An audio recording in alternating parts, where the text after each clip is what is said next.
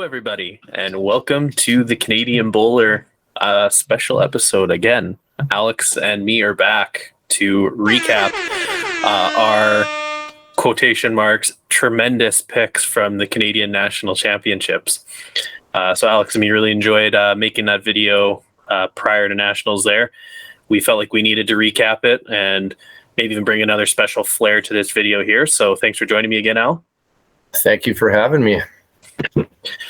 So if we get right into it, we both were at Nationals, and I would be pretty straightforward, I think, to say that we both were fairly disappointed with how we played at Nationals. Is that correct? I'd say that's probably an understatement, Michael. It's the first time I've finished below 500 in my entire Canadian Championship history. So that was tough. That was a tough one. Yeah, pretty much, I think when we were doing our show, I predicted that my team might have some growing pains, and it was exactly what happened for us there. I think we lost 3 straight out the gates and clawed back to almost get ourselves into the medal round, but wasn't quite enough in the end. So again, not too happy with it. Yeah, I feel you on that. I think my lead was tremendous. He stuck around with every other lead out there throughout the week. I think I'll maybe just blame myself for not being in true game shape as I wanted to be. I had a bit of a nagging thumb injury at one point and just didn't get my practice reps throughout the season. And I think that kind of impacted my overall week. Yeah, Lowe played well for you there all week. I got lots of comments from people, and he won the Spirit Award. So he definitely held his own amongst the whole field there that whole week, being I think the youngest player there, and he was great for you. You guys were in the running until the end there. I think you went on a bit of a slide at the end, but can't be a terrible experience for his first Nationals either. I think he had a blast. This will be the first of many for him, and I wouldn't be surprised if he's on that podium over the next year or two if we keep it rolling. So he's a good dude. He's got some star potential. So before we get too deep into it and jump into Alex's terrific picks, quick reminder to like, comment, subscribe if you are here today. Any sort of help or interaction on the video here does help us and directs us for future videos. So if you like stuff like this, definitely hit that like button because it will let us know that we should probably continue doing things like this in the future. So if we jump right into it, Alex, I've done the tabulations. And out of a possible 16 medal placements, you correctly predicted 8 of the teams that ended up making medal games. So, well done, kind of? That's kind of like what I got in my first year of university, and I didn't think too highly of that. So, but I'll take it. It was a tough field, lots of competition. But yeah, I bombed on a few picks for sure. I guess to preface some of the picks we made, there was a lot of alterations to the field within that last week. There were certain people who weren't able to come to Nationals, certain people who subbed in and out. So it did affect our picks in the end. So that sort of a preface here, not making excuses or anything like that, but just letting you know that there were a few picks that before the Nationals started, we did talk about it behind the curtain per se, where we did say that we would have picked something different had we known such and such was playing instead of this. So if we get into it, the men's fours, you predicted Vince Donahue was going to win against Pat Bird, and then you predicted my team was going to finish third, and Kerry Mann's team, Kerry did not play, from BC, was going to finish fourth. So you were correct in picking 2 of those teams. They did make it to the medal rounds. However, Vince Donahue finished fourth and not first like you predicted. The Watson brothers with Daryl Noski and Pat Schlatter finished third place. So you had the right province. You just must have had your glasses off or something along those lines, and you picked Saskatchewan B instead of Saskatchewan A. Yeah. And then second place was Braden Campbell's team from Nova Scotia. So one of the teams I said that I think could be a chance and in the running there, sort of my dark horse of the field, was them. They played terrific all week, and they got to the final and played the undefeated team from Alberta, Pat Bird. So Pat Bird was your second place pick. You had him losing in the final, and Pat won in the final. So what's your thoughts on the men's fours field? Picking Pat's team to win silver even seems like a loss, given how they performed all week. They were a juggernaut. They ran the table.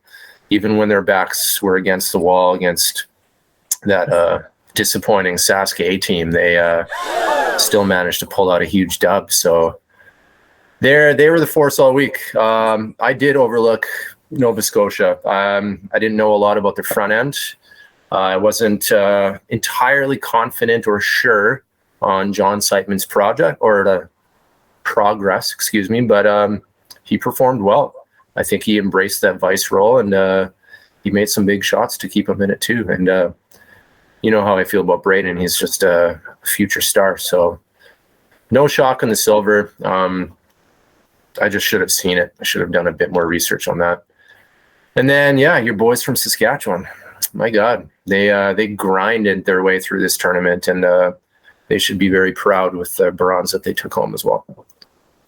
Yeah, they did play well all week, and they really, I think, if they would have won one of their last 2 games or 3 games, they would have been in the gold medal match as well. So really strong start to the week, and then they finished off getting a medal, which is always a good thing as well. Yeah. So we'll give you the pass there. 2 out of 4, picking the Thanks, spots. Man. Not too bad. Could have been worse. Let's maybe move on to one of those worst categories. Let's go front and center here with your best category of the day, the women's fours. So you ended up selecting BCB as the gold medal winners, followed by Team Alberta A, and then you had Ontario B winning third and beating the Fosters from Nova Scotia in that bronze medal game. So I'll tell you right now, Alex, you correctly selected 1 out of 4 to make the podium. So you had the gold medal winners finishing 4th. So the Fosters ended up winning that gold medal game. They beat Gene Roney and company from Saskatchewan. A very good match. And then in 3rd place, we had Ontario A, and they ended up beating BCA. So the team that I warned you about said that they can't really be taken lightly. From Mary Wright from BC, they ended up finishing 4th. So what's your thoughts about the terrific predictions in the women's fours there? I don't know what happened with the gold medal predictions. I think the Alberta pick was a good pick. I think Jan was probably disappointed with her team's performance, and historically they have done much better than that. Initially, I had Fosters in Saskatchewan in the bronze, and then I changed my mind on Roney. And I don't know why I would do that, because she's been to a million of these events, and she's got the Cosinator in tow. So that's another mistake. But I was most uncomfortable with the women's force. I didn't know a lot of the rollers, kind of flipped a coin on a couple of the matches, but good on the Fosters. A really proud, great win to see the family and the friends win together. So yeah, nice to see it. Can't agree anymore. That was terrific to see them actually win the championship there. It's been many times in the nationals over our careers, and to actually see them win one was terrific. I've won with a parent before. I know how great of a feeling that is to win with your parent. So I know that Tammy and Jackie probably absolutely loved winning with their mom there. So very special moment for them, and I was glad I got to see that live. So congrats to everybody involved with that one. If we want to move on, probably your best category is next. So we can give you a little bit of a pat on the back or something with this one, the women's pairs. So you were pretty close to spot on with the women's pairs. You ended up selecting BCA to be the winner. You had them beating Ontario A in the final, and then you had Alberta winning the bronze, and then you had Ontario B winning or losing, I guess, the bronze medal game. So you were 3 for 4. Couple of just flipping teams around here, but the winner was Ontario A. So you were very high on Crystal Shepherd and Elizabeth Cormack in the video we did, which was very spot on. They played absolutely terrific all week. Mike's pick, Elaine Jones and Betty Van Wallingham from Manitoba. Oh, look at that. They did pretty good. They finished second. I actually witnessed Elaine kicking you in the ankles, but on the practice day as well. So that actually did happen as well. She was a little fired up probably by what you said, saying that you maybe didn't think she was going to get in those medals, and she proved you wrong. And then you picked spot on. This is your only one, not to ruin our next category, but this is your only one. You were spot on with where they placed. You picked Team Alberta, Joanna Cooper finishing third. So you picked them on third, and that's exactly what they did. And then your gold medal picks, BCA finished fourth. So 3 for 4, not too bad. What do you think about that one, Scotty? I'm pretty encouraged about that event. I'm not going to quibble about 1 or 2 round robin matches because they were good teams out there. I shouldn't have picked against Crystal Shepherd in a gold medal match. She just shows up out of the blue every 2 or 3 years in the women's pairs, wrecks everyone, and goes home with the trophy again. So that's a lesson learned. Crystal's a killer. I will get to her a bit later on our next segment. Joanna and Jen, I picked them to win bronze, but I mean, they only lost 2 games. Really, they should have got into the gold in a usual year, but this event was a little more top heavy than usual. So they got squeezed to the bronze, and then they beat Jenny and Rainbow in a pretty good fashion because they're big rollers. I'm sorry, Elaine. So sorry, Elaine Jones. She can be 106 and showing up to Canadians, I'm just picking her auto on the podium now. So, like you said, she made me eat my shorts. She kicked me in the ankles. She gave me the guff, and then she proved me wrong because that's what Elaine Jones does. So, apologies, my lady. Shan't happen again. Perfect. We'll move on to your field. Just rub some more salt in your wounds, I guess. Yeah. So your picks, you had Tim and Hyren finishing first. You had second place going to Derek Mackay and Murray Benoise from Ontario. And then you had Beezer and Augie finishing third. And then you had Roy Riggy and Keith finishing fourth. So you went 2 for 4 here. Not in the right spots at all, but 2 for 4. So we'll call that respectable again. The winners were Beezer and Augie. Played that tiebreaker game in the morning. Won that game against Earl and Paul from BC. Got themselves into the gold medal match, and they ended up taking out Greg Wilson and Derek Dillon from Alberta. Very good game. Went down to the last shot. And then third place, we had BCB taking out BCA. So Earl and Paul ended up beating Tim and Hyren in the bronze medal game. So very similar to a certain event in about 2013, I think, in Vancouver, when Saskatchewan B took out a Saskatchewan A in a bronze medal game. Does that bring up any memories for you, Al? I can't even talk about it. It's been 9 years. I figured I'd have to bring that up. My dad and me ended up taking out John and Alex in the bronze medal match. So I figured I'd rub even more salt into your wounds here. Yeah. 2 for 4, though, isn't too bad. So you had Beezer on the podium. They're just a respectable team, been there for years, and they proved again why they're the best in Canada. So can't really fault you for putting them there. I had Tim and Hyren. They dropped to 4th. They had a tough week, I know, but they're solid rollers, so I couldn't have faulted you there. My pick was having you guys jump up on the podium, and you proved me wrong once again, Alex. So I did. What's your thoughts about your picks here? I was okay with my picks. I think Derek Mackay, after the scorching summer that he had in Ontario, he's probably disappointed with his finish, not quite making the medal rounds. So I won't lose sleep over picking him to get silver. Tim and Hyren, they got off to a really good start, and they kind of fizzled out down the stretch. I think there were some funky things going on between those guys, and I don't know what they were, but they definitely weren't themselves down the stretch, and that impacted their performance for sure.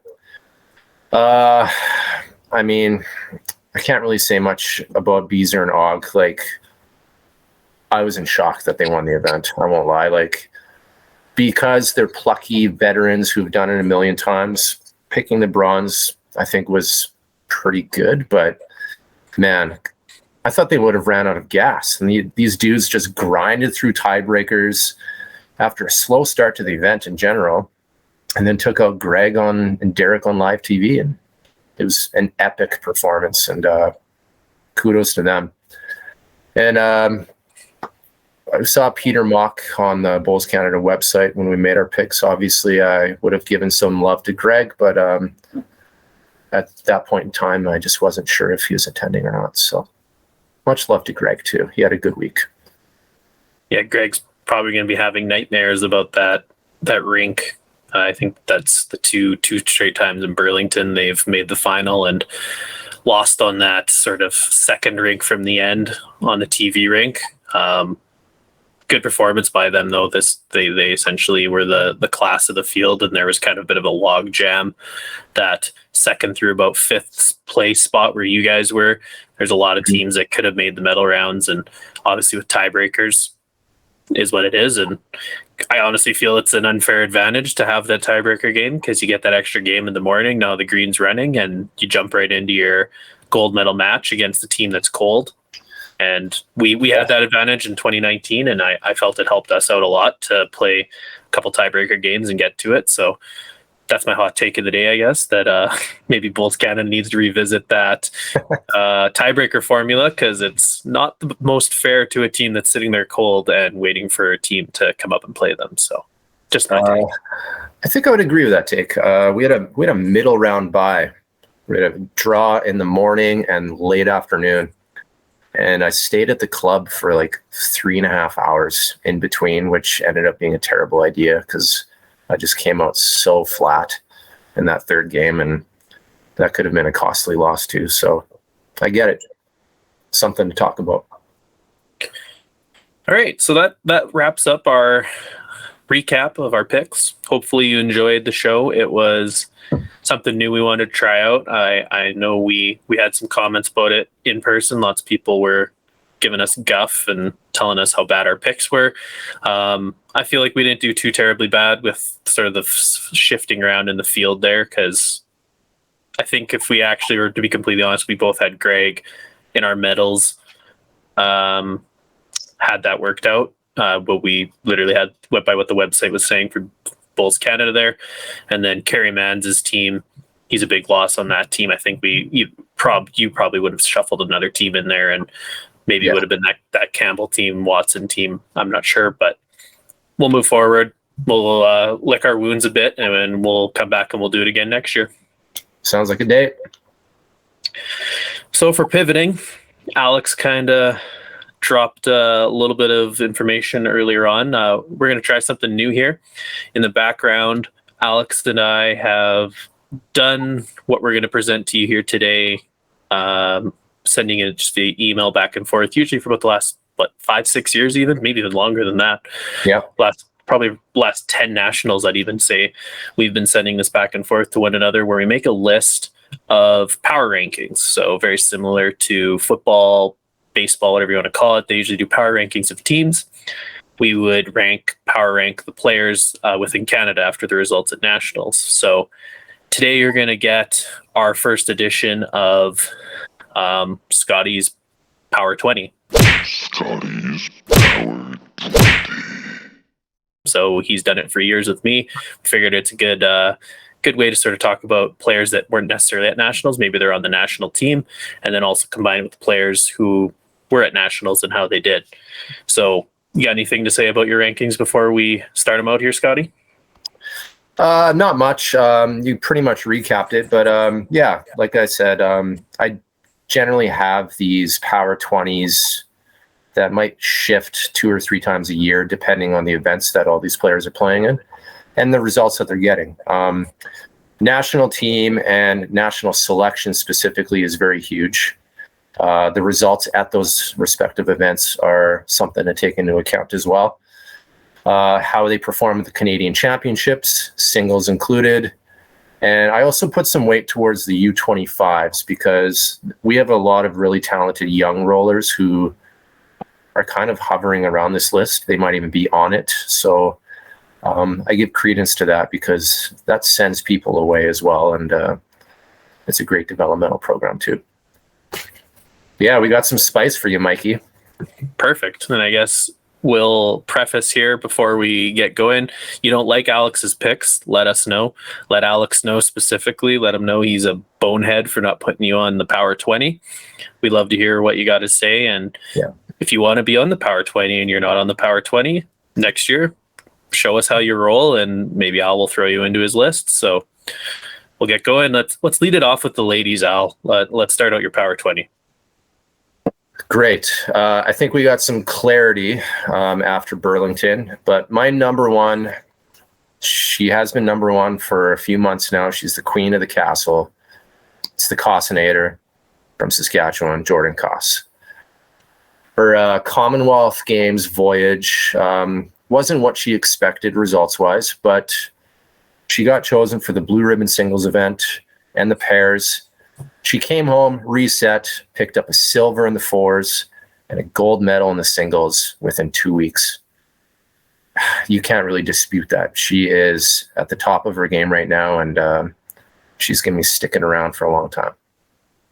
I'm not going to really add much to that. I can't disagree or add much to what you just said there. That's well said. Exactly on point. If I were to pick my top player in Canada right now, I've played against her many times, being from the same club as her. She is a absolutely spectacular bowler. So good pick there, Scotty. Cool. Number two, Kelly McCarrahan is still a rock star. I don't really know what she's been doing down there. I think she's been playing a ton. It's just it's tougher to track because on the other side of the planet, they have a million different events. But Kelly's in the mix, and she's always been one of the steadiest rollers in Canada. What I would like to see is some results soon. I think she's due. She made the podium a few years back, and I know she's itching to get some results on the international scene again. So Kelly's going to be hungry for next season. Yeah, I think you said that perfectly. Kelly's going to be hungry for whatever next international event there is. So I would say she's probably disappointed with how the Commonwealth Games went for her, but she is a rock star is a very good word for it. So can't fault you there for putting her at number two. For sure. Number three, up 2 spots again from my previous list, is Jen McDonald from Alberta. What an ascension she has had this past year. She was quietly peeking her head around the scene a few years back. She was residing on the board with Bowls Canada. And then she showed up to camp and dug her heels in, and bam, Commonwealth Games selection, and then came back to Burlington and justified that with another pretty impressive bronze medal, which obviously could have been a gold or silver as well. So Jen McDonald is trending up, and I have no problems putting her at 3.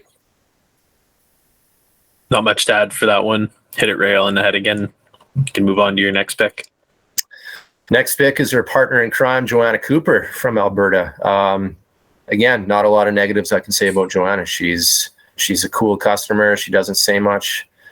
She's very methodical with her bowling, and she got back-to-back bronzes. I think she was still feeling a little hurt about not getting chosen for the big stage, but she'll get her crack again. It's inevitable. And then I'll segue into number 5. Perfect. To round out our top 5, it's got to be Jackie Foster. I love Jackie. She's a wonderful human. She's always supportive of her teammates. She brings her A game.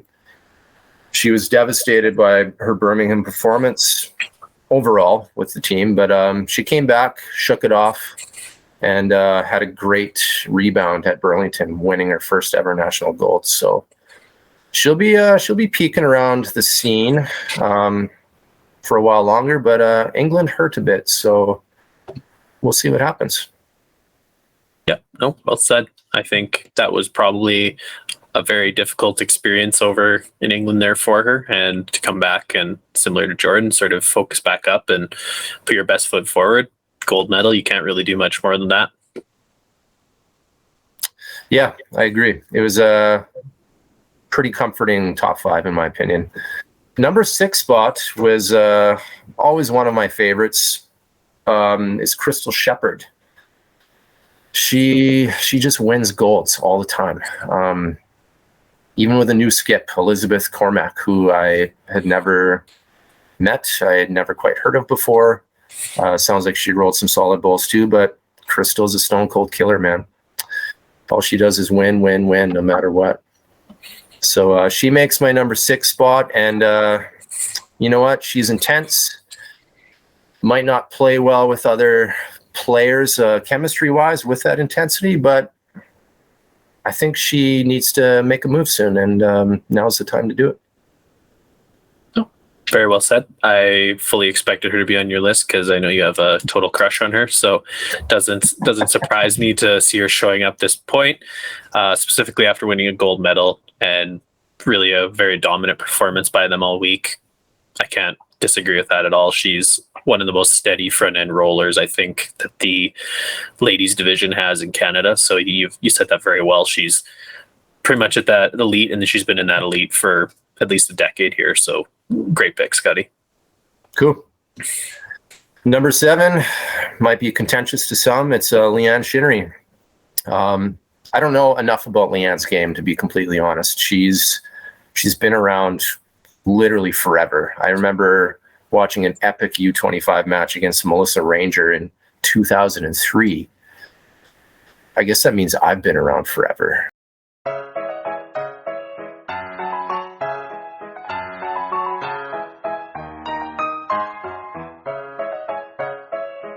So I've just aged myself a ton. But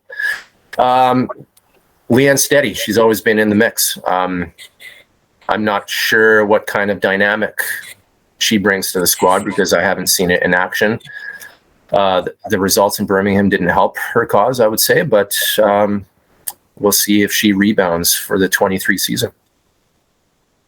Yeah, no, that's a good assessment of things. She's still on that national squad and has been for a long time. So there's obviously some credence in that. So can't really fault your logic too much. So good pick again there, Scotty.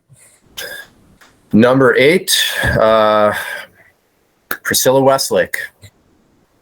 There's got to be a way to make Priscilla happen again. I don't know if she'll return to the game. I haven't seen her around for a couple years now, and there was some hard lessons learned, and but she did prove to be a top 5 talent. She owns a world title to her name, and that wasn't a long time ago. So I'm willing to keep her around based off of name. And you know what? Maybe she falls out of the top 15 a year from now because she's just not playing anymore. But keeping her in the top 10 for now based off pure potential. That's an interesting pick. Not one I would have expected as high as you've put her.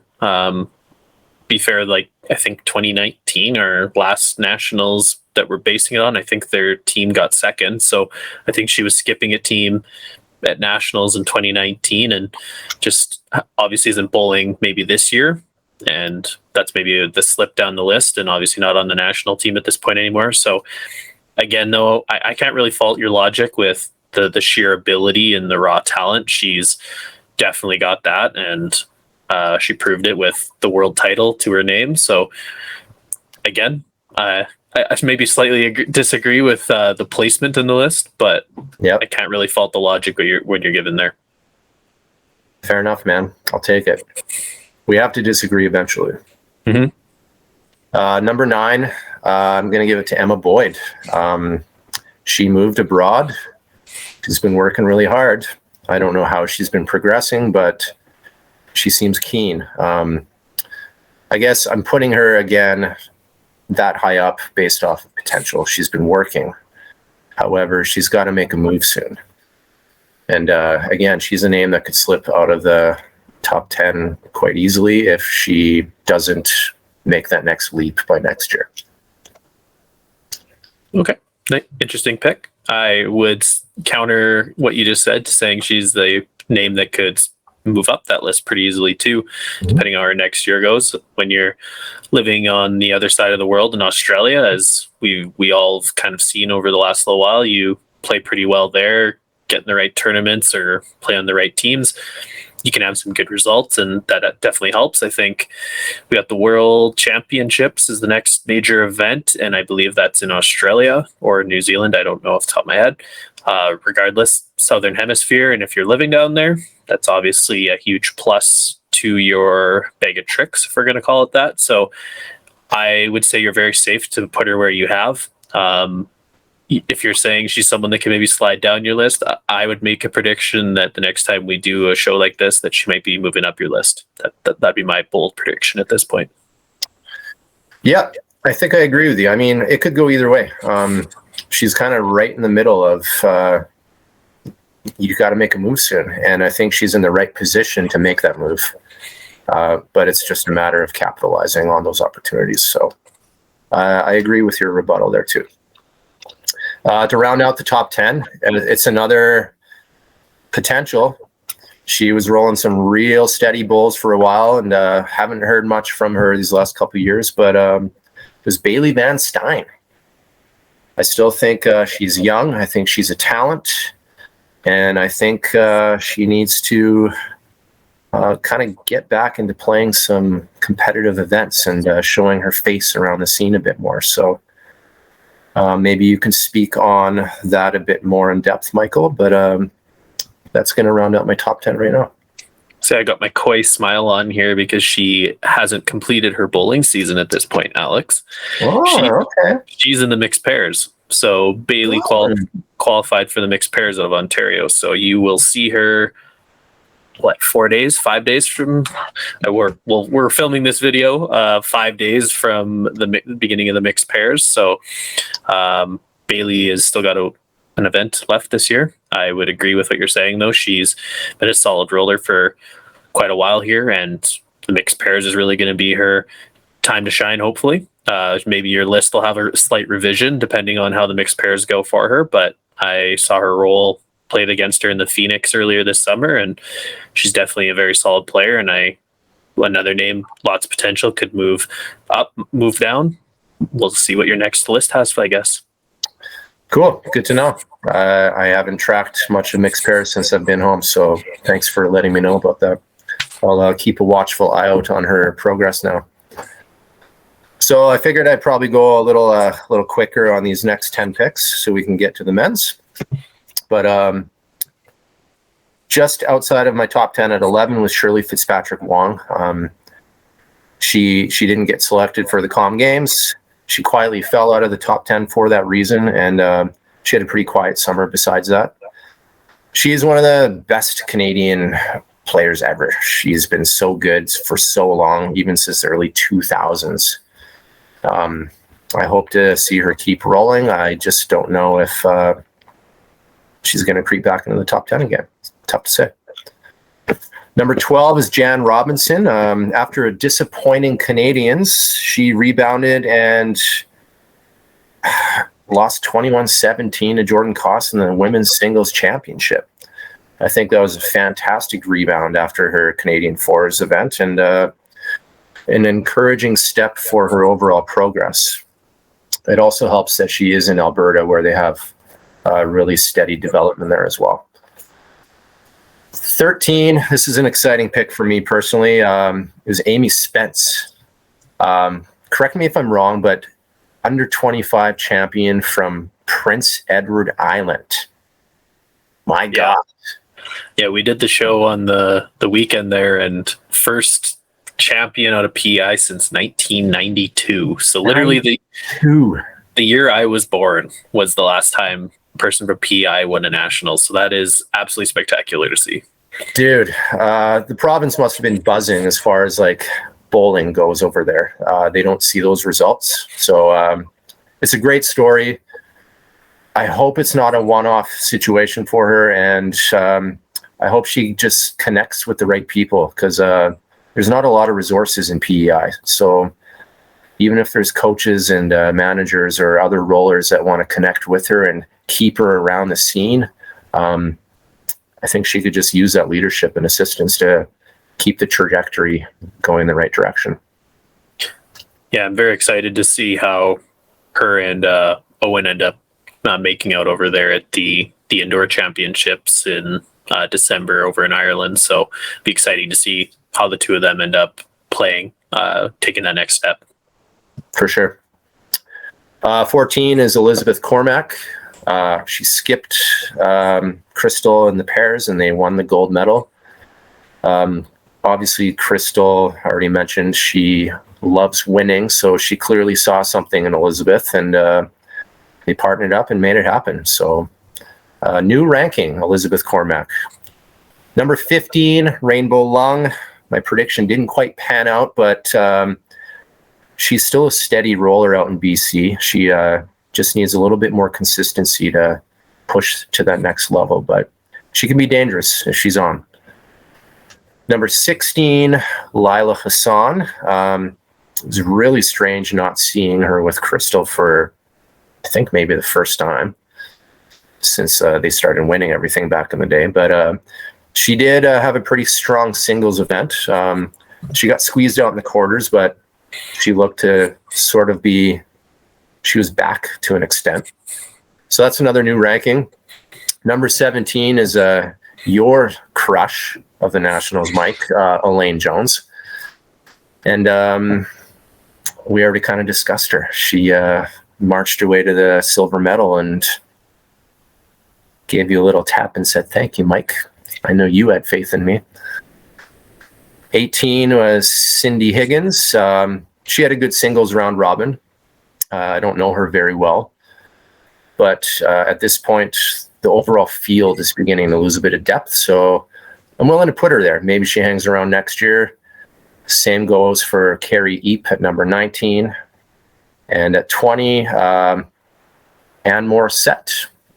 I had to throw Quebec a bit of a bone here. I didn't really give her the light of day as far as making it all the way to the Final Four, but she had a very steady week, lost in the bronze medal, but good for her. Not a lot of things happening in Quebec, so that must have been exciting.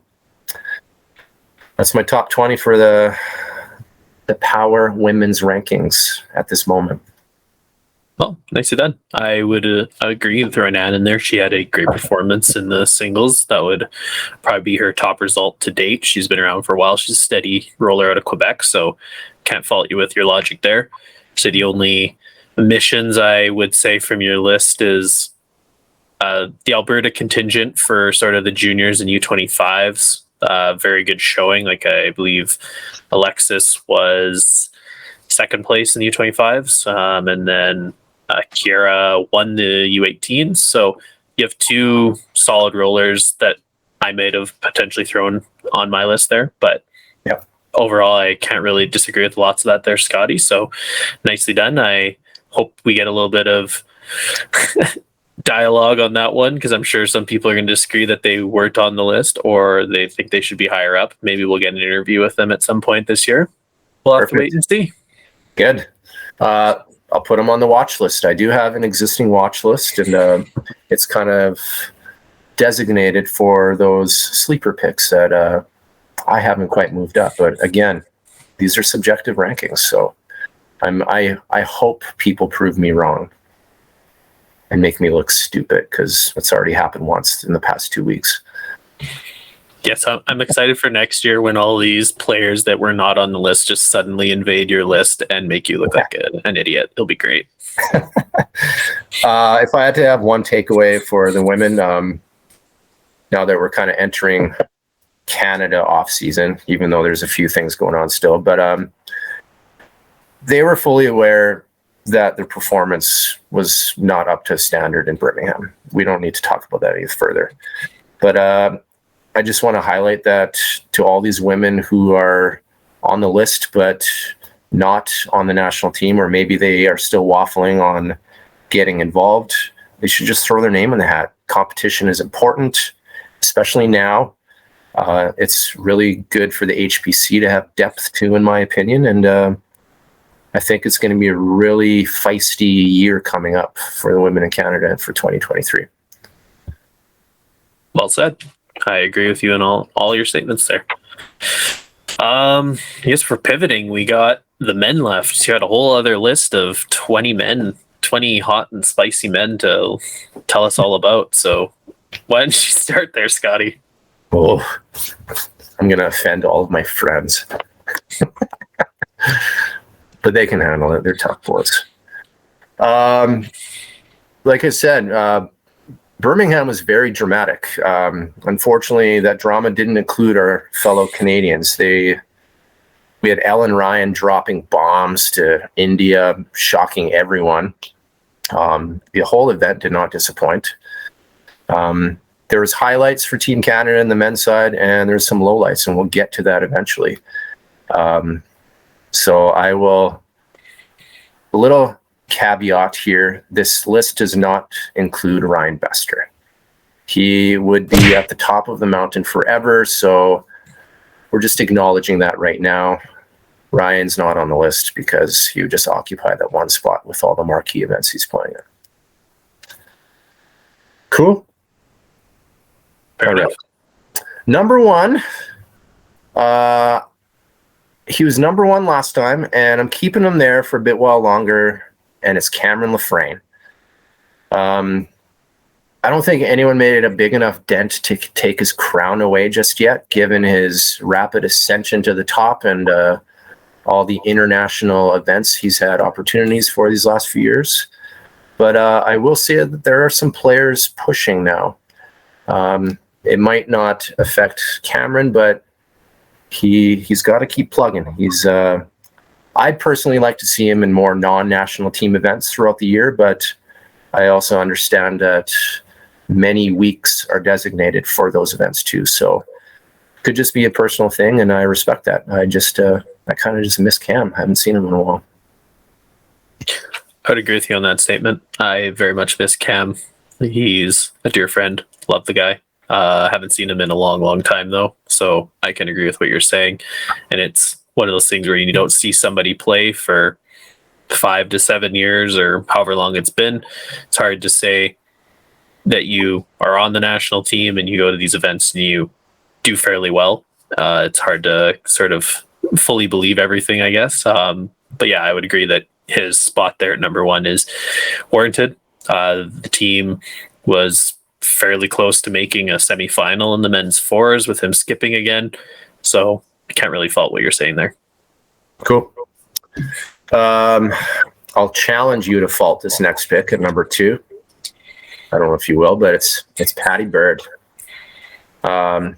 He made everyone pay in Burlington. He coasted to an undefeated men's fours gold, and he followed that up with another dominating singles performance, devastating Mike Wagner 21-6 in the final. He was my number 9 pre-Birmingham, just because he wasn't selected for the event and we didn't have a lot of criteria. But man, what a run. Pat is squarely in the mix again, and I'm excited to see what he can do for his World Bowls prospects. Surprisingly, I may have actually put him at number 1 on my list.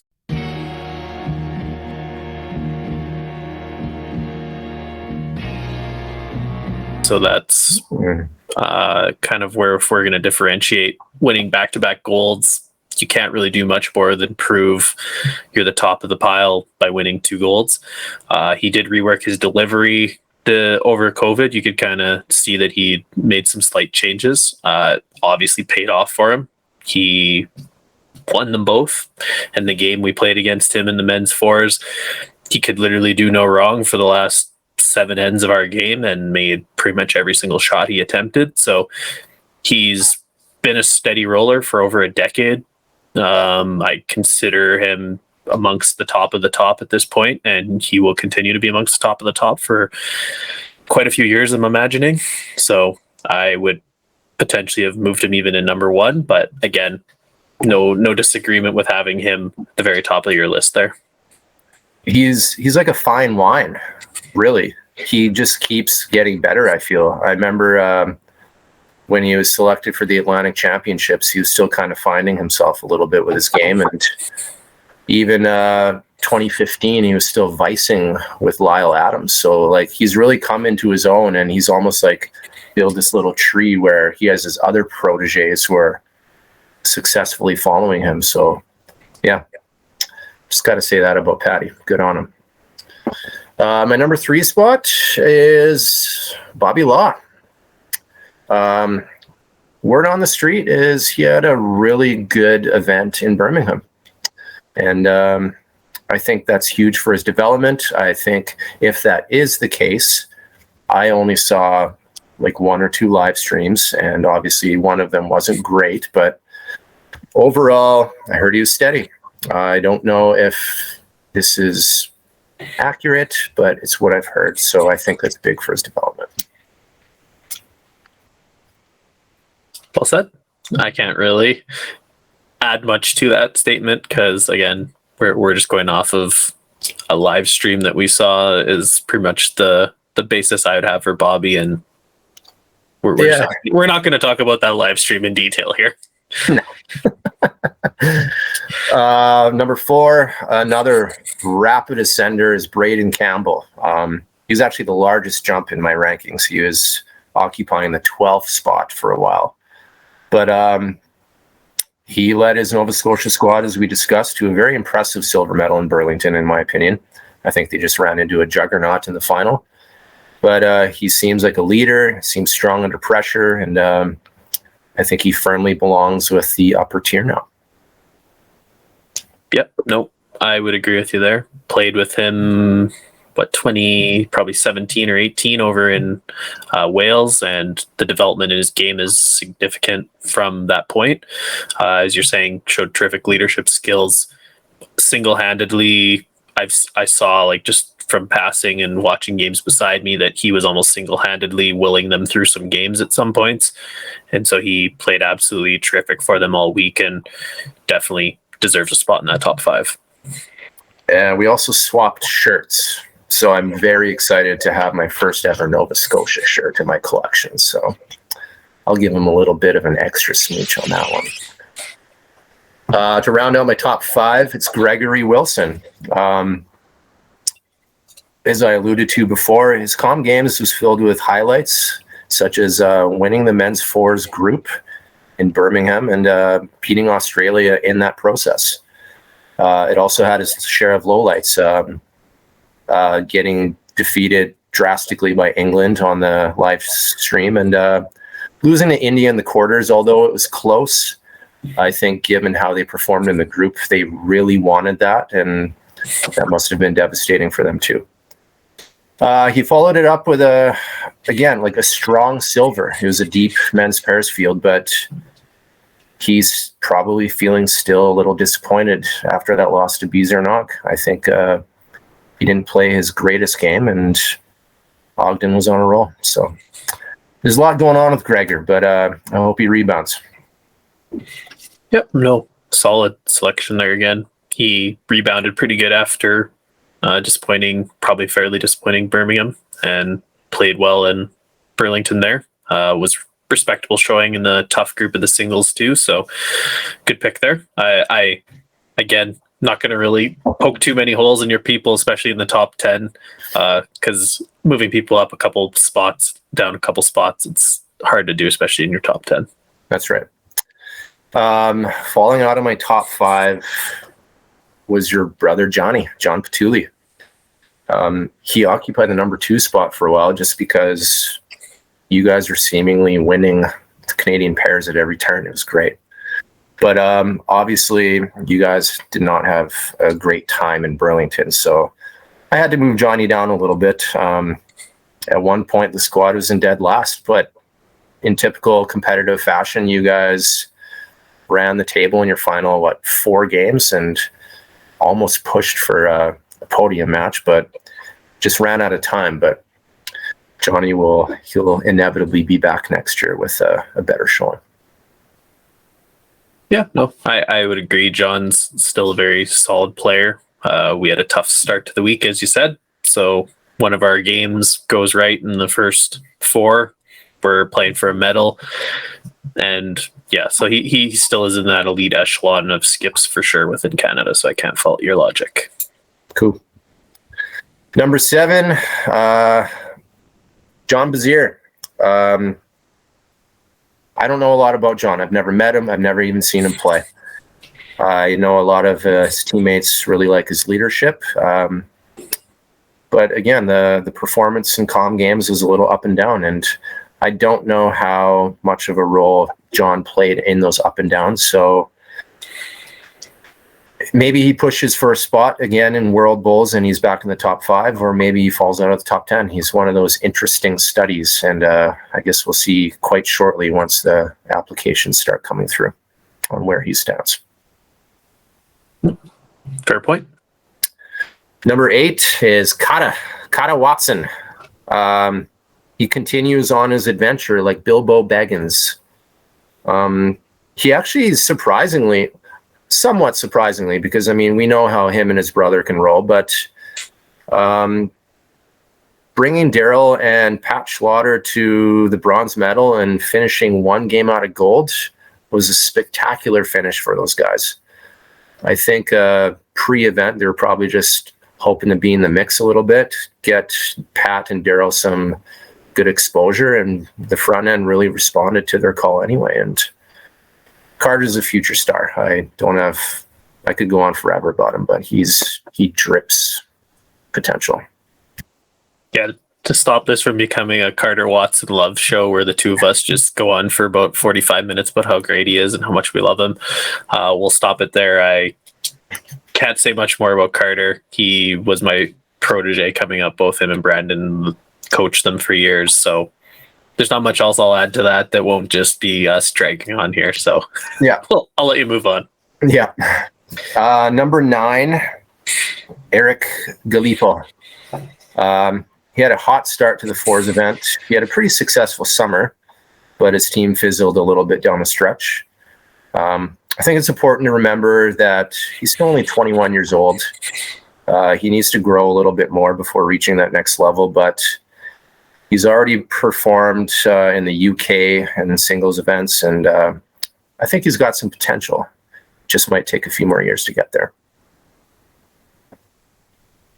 Yep. Oh, that one. And then to round out my top 10 is you there, handsome, Michael Pituley. Honestly, I think you were probably the steadiest hand out of your Fours group in Burlington. Again, I won't go on about how disappointed you were with your finish, but I like you, man. You're a good roller. And you belong in the top 10 because you've proven yourself time and again. So feel free to argue against yourself because that would be hilarious, but top 10 is kind of cool. You need to throw another 0 behind that 10, and that's where I'd throw myself, is probably top 100. Yeah. When you have a technically flawed delivery like I do, it just doesn't help itself to good placements at nationals. So it is what it is. Thanks. I'm flattered that you would place me in your top 10. Yeah, it was a disappointing week, but I would agree with your statement there. I played quite well across the board. I was very happy with how I bowled. It was a tough week. We had a really bad start, so I can't really say much more than that for you. Yeah, whatever, man. It's just 1 year. Thanks, Scotty. Got you. Again, I'll be a little quicker on these following 10, but at the 11th spot, trending up, is Brandon Watson. Some people think that he's the better of the two after talking to a couple people down in Burlington, and it was a little takey, and I kind of liked it. It was spicy, but they have such different games. It's hard to make that call. But he's made his presence known. He's very professional, and I think there's big potential for him too. With number 12 is Derek Mackay. I really wanted to put him in top 10, but he had a disappointing nationals. But bowling against him, he can, in fact, roll. Hated losing to the guy because he crushed my tournament in a nutshell, but it's a good dude. Number 13, new ranking on the list. He was there in the past, and then COVID kind of messed a few things up, but it was really good seeing Owen Kirby convincingly winning the U25s, in my opinion. Kirby Dominant is right in the mix. He might be a little under the radar due to guys like Braden Campbell and the Watson brothers, but he's right there. And I hope he makes it into the top 10 in short order. Number 14, I'm putting myself on there. I was so hit or miss in Burlington. I played so good against the Watson brothers at provincials, and I was like, okay, if I keep this rolling into Burlington, things will happen. But they didn't. I'm not using an injury as an excuse. I think I was just simply a little rusty, but I had moments of brilliance combined with just novice level shots. So, but I'll be back, baby. I'll get back on that podium. Number 15, another steady roller, and John McDonald. Another football term that I like using is the coaching tree. I feel like Pat Bird he has his own coaching tree now, and John McDonald is under it. So another gold medal for him. But John is no slouch. He's making a name for himself, and he's with the right crew to do that. Number 16, a quick ad as of today was Cody Olthoff after his very dominating PBA qualifying performance, almost winning the trifecta. I think he went 2 for 3 and lost the third one in a tie break to Gary Pickering or something like that. Does that sound right to you? Yeah. But Cody's the man. He's never been short on talent. 17, Francis Standin, another Birdman protege, slowly coming into his own. Still needs to continue to refine a little bit, but he's trending in the right direction. Number 18, Mike McNorton. I don't know much about Mike McNorton. I met him years ago at the U25s, but his bronze finish at the Canadian singles supports my previous inclination that he might just be a thing. Number 19, Mike Wagner. I've always had respect for Mike Wagner. He can certainly roll with him, and he's got one of the cleanest deliveries I've seen. He just ran into a Pat Bird juggernaut, but he's a roller. And then tied for 20th. Both of them had very disappointing weeks given their past, but the Stallion Grant Wilkie and Harendra Bartu wrap up my Power 20. They had some atypical struggles at Nats, Stallion in the early stages, Haren in the later stages, but they'll be back in some shape or form. That's it. Interesting. No, like there's some names I definitely would move up and down, like Augie and Bizanson, not on your list. A little surprising to not see either of them in the top 20. Just incredibly steady guys. Would throw them definitely in my 15 to 20 range for sure. Even higher, depending on what you value and sort of how they play. Because I know Bizanson plays all year in Arizona and does great down there as well. The three sort of dudes you highlighted from Ontario, Owen and Mike Wagner and Mike McNorton. They're all terrific bowlers, all three of them. Owen specifically, I really love me some Owen. I would throw him up that list even higher. I think his ceiling is probably the highest of kind of our U25 bowlers we have. Essentially, I've played with him in Europe. He's absolutely great guy as long as you can connect with him on a teammate level. He's a great bowler. Beyond that, Mike and Owen just missed out on getting to nationals. If I kind of read the data correctly, I think they lost essentially a game that would have got them the B team. Essentially, they would have had to win one more game, but they were a game out of getting their ways there. And then Mike Wagner is Mike Wagner. He's an absolute monster. I do not enjoy playing him. I think I have a losing record. I've maybe won one game against him all time. He is a spectacular bowler. So I would, I don't mind your list. Just Augie and Bizanson are missing. There we go. So I did have a couple bonus shout outs in my men's ranking, and Augie and Bees are at the top of this shout out list. I won't lie, I was ready to put the vets out to the pasture after day one because they did not have a good day one, but they scrapped and clawed their way through the tournament. And honestly, if this is a curtain call for these legendary men, then I hope this was it, but it's probably not it. They'll probably just pull in Elaine Jones and keep winning until they can't roll a bull anymore. So Augie and Beezer are class, and I loved what they did in Burlington. I would also like to give a quick shout out to my partner, Lo Wong, silver at juniors. I stuck with every lead at Nats.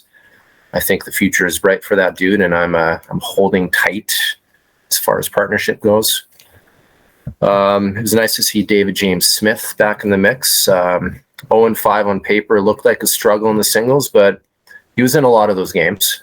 I think just he needed to get back into game shape and get that consistency rolling, but it's nice to see the dude back at it. And then I can't say enough about Tim Mason. I could go on for 45 minutes about Tim Mason.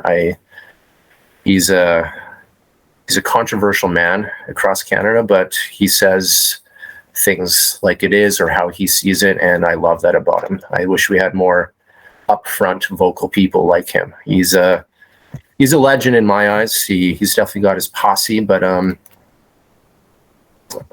love the guy. Just have to say that. And then watch list guys, Ozzie Chambers, John Seidman. They could be in my top 20 at some point, and they just got to keep plucking away. Look at you, all your shout outs and all your love for the guys. Do we have like shout out list here for the ladies? I feel like you're really leaving the world out. Oh, I guess I kind of had my shout outs for the ladies. Well, all of my shout outs for the ladies were ones who were in the top 20, essentially. Fair enough. So. Okay. Well, I think that was about what we had to want to cover here. Hopefully you enjoyed our Hot 20. A little bit of spicy takes. Definitely send your hate mail to Alex Scott. We're more than willing to have him absorb any sort of punishment you want to give him. You can also send any sort of messages to us too. We're more than happy to talk about things and dialogue back and forth. We enjoyed making this video. If you do like it, please definitely smash the like button. We would love to have you throw any drive you want at the like button and make our lives great going forward here. Hopefully we'll have more of these videos in the future because Al and me are going to probably continue making these lists in the background, and we'll love to publish them and send them out to everybody. I love it. I can't wait to do more. Thank you for having me on. Pleasure having you, Scotty. And I guess if that's all we got, your Bulls be touchers.